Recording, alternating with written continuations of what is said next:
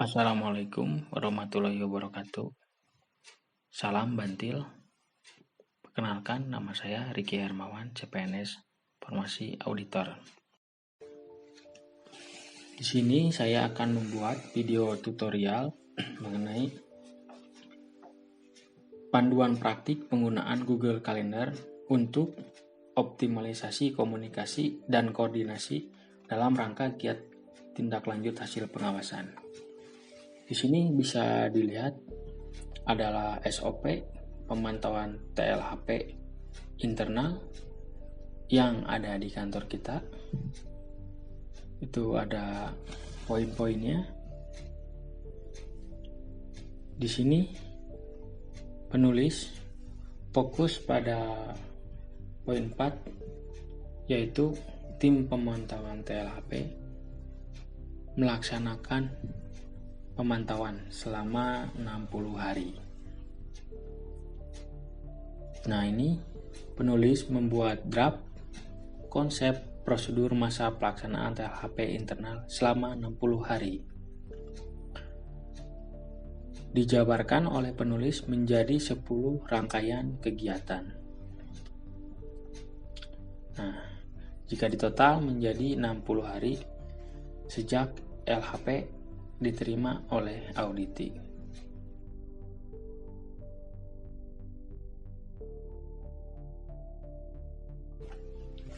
Selanjutnya adalah flowchart SOP masa pelaksanaan TLHP internal.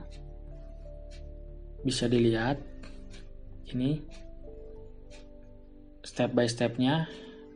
Monitoring kita bagi 3. Yang pertama, monitoring tahap awal, monitoring pelaksanaan atau perbaikan, dan monitoring tahap akhir. Selanjutnya kita buat manual monitoring, yaitu di sini berasumsi 2 dinas DPM PTSP dengan status belum ditindaklanjuti. Yang kedua, Dispora Budpar dengan kategori status sedang dalam proses. Untuk nomor LHP, tanggal LHP, waktu pelaksanaan, semua kita asumsikan. Nah, ini timelinenya sesuai dengan draft SOP ya. Ini ada legenda dengan warna untuk memudahkan membaca. Tahap selanjutnya adalah membuat email. Kita di sini dibagi 3 untuk peruntukannya. Yang pertama, email Inspektorat Kota Tasik sebagai tim pemantauan TLHP atau adminnya sebagai penyelenggara. Yang kedua, yaitu email untuk tim audit dengan akun saya sendiri. Yang ketiga, email auditi atau OPD-nya kita buat dengan DPM PTSP. Dan ini email yang kita buat dengan akun Dispora Budpar. Langkah selanjutnya ke pengenalan panel atau menu-menu utama dari Google Calendar. Kita pilih aplikasi Google Calendar. Kita menggunakan akun Inspektorat ya, karena tim pemantauan TLHP itu sebagai adminnya. Nah, ini tampilannya seperti ini. Nah, ini yang sudah kita buat menyesuaikan dengan tadi monitoring yang sesuai dengan draft SOP. Nah, bisa dilihat seperti ini. Nah, ini untuk pengaturan waktu bisa hari, minggu, bulan, tahun. Di sini penulis memilih per bulan. Nah, ini untuk tanggal per hari ini. Ini adalah add-on atau aplikasi yang mendukung juga, seperti misalnya fitur SMS reminder yang notifikasinya bisa muncul melalui SMS, hanya saja ini berbayar ya. Nah, ini tampilan waktu.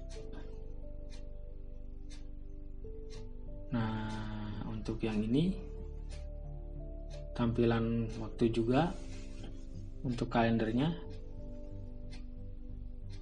Ini untuk, nah ini kalender yang kita buat. Ada dua, yaitu DPM PTSP dan Dispora Budvar. Kita akan lebih lanjut menjelaskan mengenai simulasi OPD DPM TSP. Nah, kita hilangkan saja ya. Selanjutnya kita bisa melihat di sini timeline untuk OPD DPM TSP yang telah disesuaikan dengan timeline yang ada pada manual monitoring, di mana batas akhir pelaksanaan yaitu tanggal 1 Oktober 2021. Nah, di sini penulis menemukan salah satu agenda yang memang jatuhnya pada hari Sabtu sehingga dipindahkan kepada hari Senin, yaitu agenda penandatanganan komitmen. Nah, ini menu tampilan utama dari Google Calendar. Ini bisa dilihat catatannya seperti ini. Nah, selanjutnya kita masuk ke menu pengaturan umum, karena harus kita samakan dulu.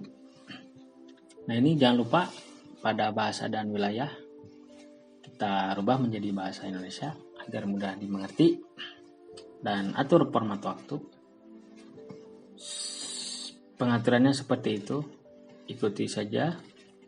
Dan pada opsi tampilan, hari pertama rubah menjadi hari Senin, nanti akan bisa terlihat di tampilan utama. Nah, seperti itu.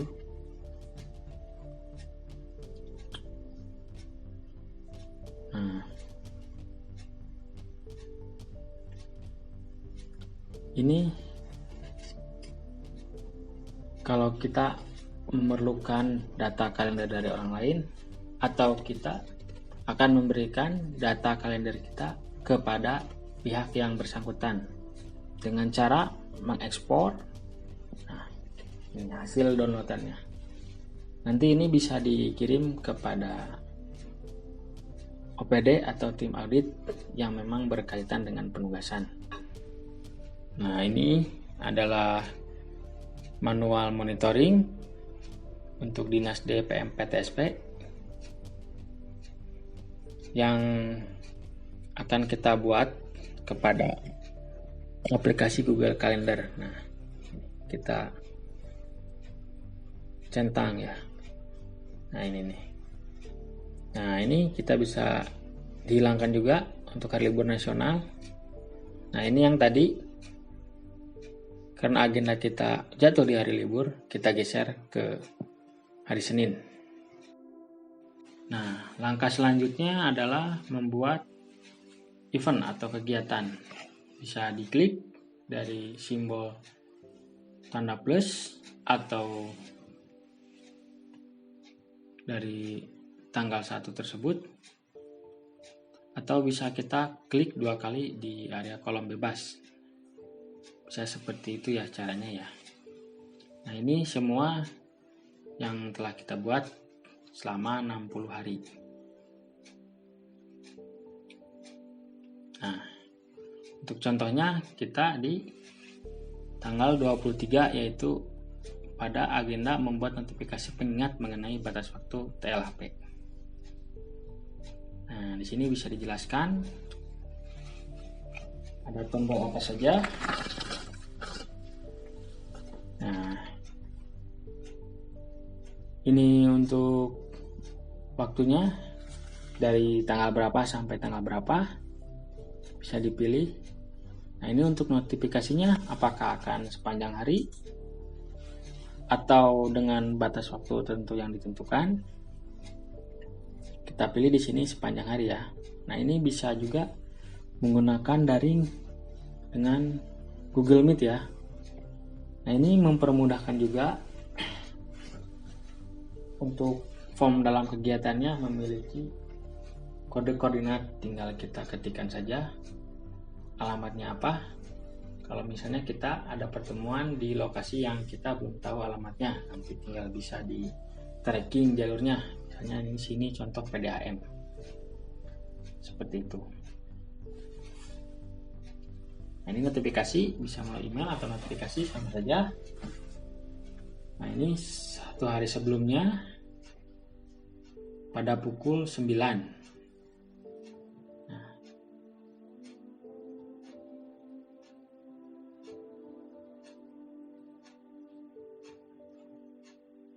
Bisa juga ditambah notifikasi lagi untuk beberapa kali pengulangan. Bisa seperti itu. Nah, itu kita tadi Dinas DPM PTSP ya. Itu untuk mempermudah pewarnaan. Kita samakan. Nah, itu adalah berisi dari uraian narasi kita seperti apa.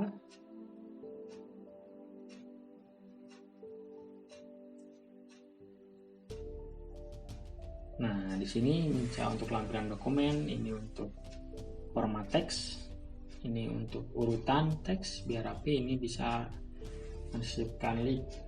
Nah, seperti ini tampilannya.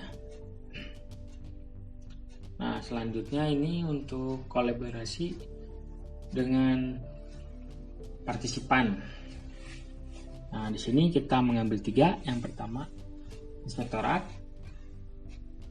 Yang kedua, DPM TSP sebagai auditi, dan yang ketiga, tim audit. Nah, untuk aksesnya kita beri aja mengundang orang lain dan melihat daftar tamu. Jangan menggunakan checklist mengubah acara, karena tetap admin ada di inspektorat sebagai tim pemantau TLHP. Itu ada kodenya, checklist iya, cross artinya tidak, dan belum ada tanda artinya menunggu. Nah, setelah semuanya selesai, klik simpan. Sebelum kita membuat kolaborasi kegiatan dengan partisipan, kita atur dulu pengaturan untuk notifikasi semua. Ini notifikasi tim pemantau TLHP. Sesuaikan seperti ini saja untuk pengaturannya. Nah, untuk auditi pun sama, sesuaikan saja pengaturannya.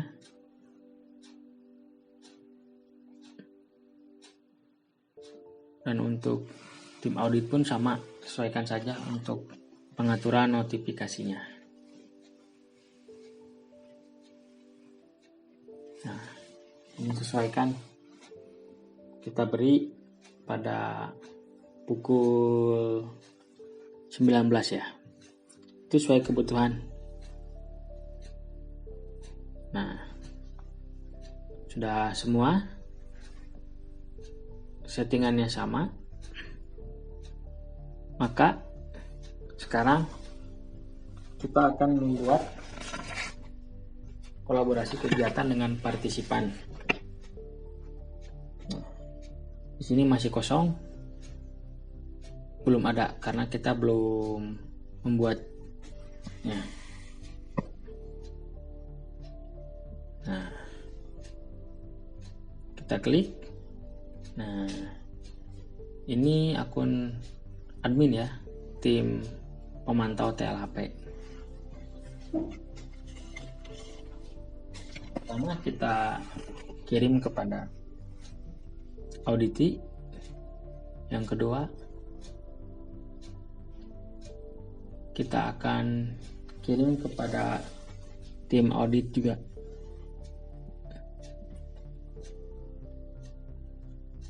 Untuk aksesnya tetap sama, tidak diizinkan untuk mengubah acara karena itu hanya kewenangan dari admin. Klik simpan, sebelumnya kita cek dulu notifikasi. Nah, sudah sesuai, klik OK. Kita kirim melalui email auditi dan tim audit. Nah, yang tadinya kosong, agenda dari auditi secara otomatis akan muncul notifikasinya seperti itu.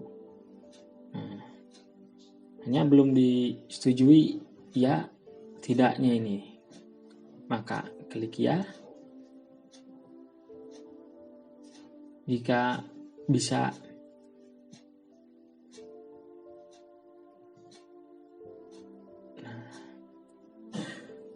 klik seperti itu, secara otomatis tadi tampilannya garis warnanya akan utuh ya. Nah, ketika diklik, ini akun audit ya, ada tanda checklistnya. Memang ada tampilan edit, tapi mereka tidak bisa memiliki akses untuk mengubah. Jadi kalau mengubah, dia hanya untuk bisa agenda sendiri, tidak bisa di-sharingkan ke tim pemantau TLHP dan tim audit. Hanya untuk menegaskan catatan pribadi saja ini. Jadi tetap tidak bisa diedit karena akses sebelumnya tidak diizinkan untuk merubah. Sebaiknya kita hapus saja, tidak usah di-save.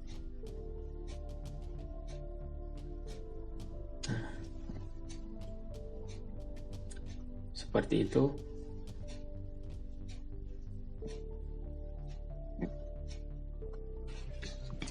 Nah, sekarang kita akan membagikan semua jadwal agenda kegiatan dengan partisipan. Nah, kita ke menu pengaturan pada kalender pribadi. Nah, kita pilih pada bagikan kepada orang tertentu. Kita tambahkan sesuai dengan kebutuhan. Pertama ini untuk alamat email auditinya.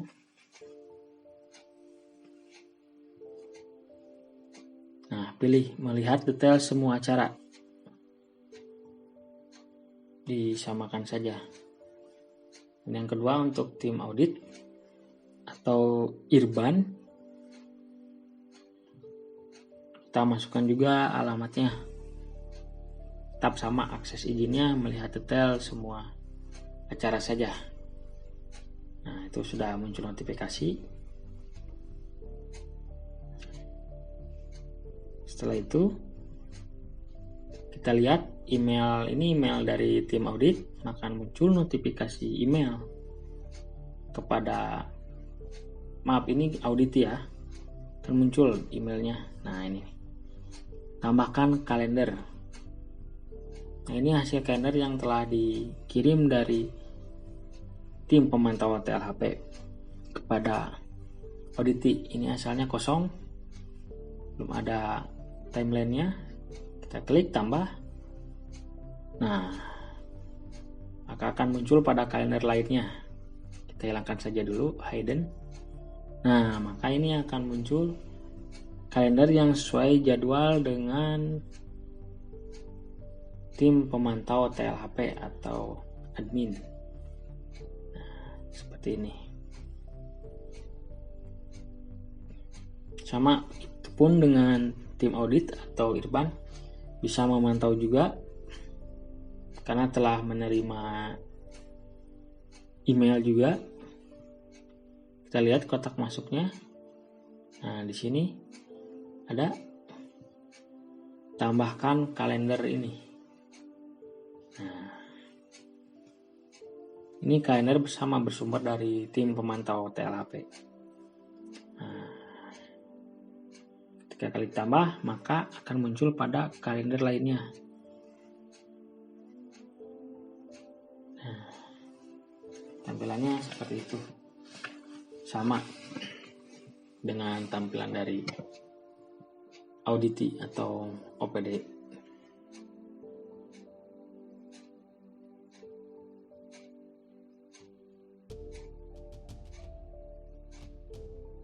Nah, ini untuk Dispora Budpar juga kita setting dulu, karena untuk tim audit agar memiliki akses juga untuk memantau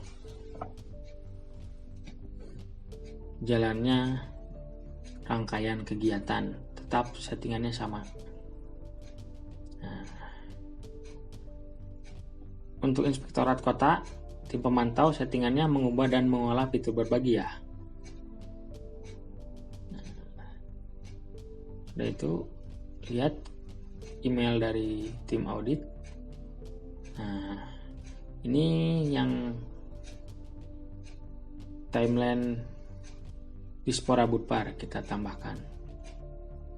Nah, Dispora Budpar ada keterangannya. Maka tim audit memiliki 2 agenda yang sama dengan tim pemantau TLHP. Hanya saja tetap tidak diberikan akses untuk mengedit atau mengubah acara. Kita bedakan warnanya agar tidak membingungkan. Nah, tampilannya seperti ini untuk akun tim audit atau Irban yang akan memantau, mungkin seperti itu.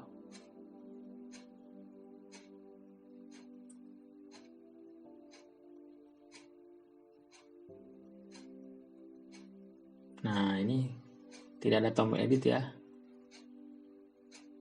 Kalau dari kalender lainnya, nah ini sama, tidak ada tombol edit juga untuk akun audit ya. Sama ini. Nah, ini akun admin.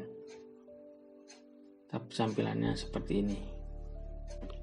Di sini penulis akan menjelaskan semua rangkaian kegiatan yang ada 10 itu sesuai dengan draft SOP. Nah, ini dilihat dari flowchartnya untuk urutannya.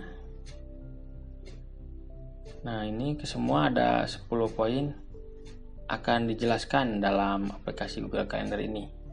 Nah, untuk yang pertama, judulnya bisa dilihat notifikasinya dibuat 3 dan yang terlibatnya hanya 2, yaitu tim pemantau TLHP dan tim audit saja untuk agenda judul ini. Nah, yang kedua, membuat draft. Sekarang kita libatkan tim auditinya, kita libatkan auditinya karena takut ada draft yang memang harus dirubah dan tidak sesuai. Untuk notifikasinya kita buat 2. Nah, lalu ini yang tadi hari libur digeser ya menjadi hari Senin. Nah, ini sama 3 yang terlibatnya. Ini outputnya adalah dokumen yang telah ditandatangani bersama. Untuk teknisnya tinggal disepakati saja. Notifikasi dibuat 2 kali. Nah, ini langkah yang keempat, membuat notifikasi pengingat batas waktu. Nah, di sini ada narasinya. Nanti auditi diminta sehari setelah notifikasi ini memberikan respon. Nah, ini rangkaian kegiatan selanjutnya. Tahap 3 yang terlibat. Nah, di sini setelah ada narasinya seperti ini, penulis membuat narasinya dengan notifikasi reminder yang sama.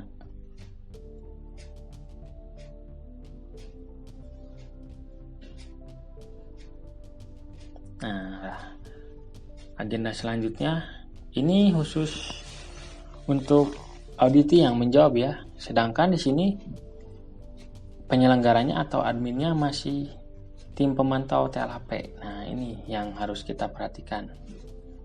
Ini karena ini kewajiban dari auditinya yang menjelaskan mengenai narasi ini yang harus diisi oleh auditi. Maka nanti kepemilikan adminnya untuk agenda ini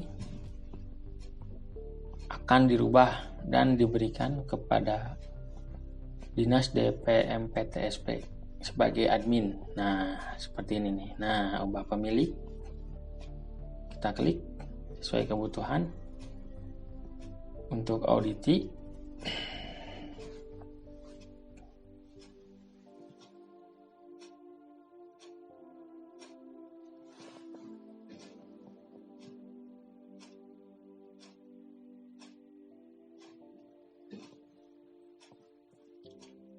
nah, secara otomatis ini akan berubah dengan catatan, ini masih belum berubah ya. Dengan catatan harus diizinkan dulu pada email auditinya. Nah, ini masih belum berubah ya. Nah, ini masih belum berubah tampilannya. Nah, kita lihat pada inbox dari email auditi, admin sebelumnya, tim pemantau TLHP, mengalihkan kepemilikan mengenai agenda kunjungan kepada Anda. Nah, jika menyetujui, klik ya. Secara otomatis, admin atau kepemilikan agenda sekarang berada pada auditi. Nah, penyelenggaranya bisa terlihat sekarang oleh auditi Dinas DPM PTSP. Nah, seperti itu.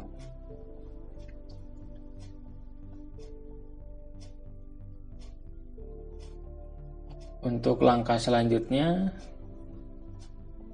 melakukan kunjungan kepada auditi ini berdasarkan hasil kesepakatan. Nah, ini sama. Ini kewajiban auditi. Karena ini penyelenggaranya masih tim pemantau TLHP, maka akan dirubah kepemilikannya kepada auditi. Nah, kita edit kembali. Langkahnya sama seperti tadi. Ubah pemilik.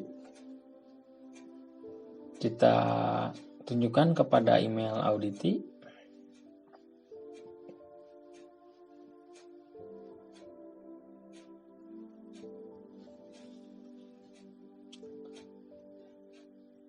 Setelah ini akan ada notif kotak masuk kepada email auditi. Nah, ini belum ya, karena kotak masuknya di email auditi belum disetujui oleh auditinya. Nah, kita lihat email yang barusan masuk. Nah, kepemilikan dan auditi menginformasikan perkembangan TLHP kepada Anda. Nah, itu judulnya. Disetujui oleh auditi, maka otomatis kepemilikan berubah dari tim pemantau TLHP kepada auditi. Nah, sekarang bisa dilihat. Nah, penyelenggaranya untuk auditi menginformasikan pengembangan TLHP menjadi auditi untuk penyelenggaranya. Nah, jadi nanti tinggal membuat pilihan untuk rencana kegiatan ini. Yang terakhir, rangkaian kegiatannya yaitu evaluasi tim TLHP. Nah, hasilnya seperti ini, untuk diketahui bersama oleh auditi dan tim audit.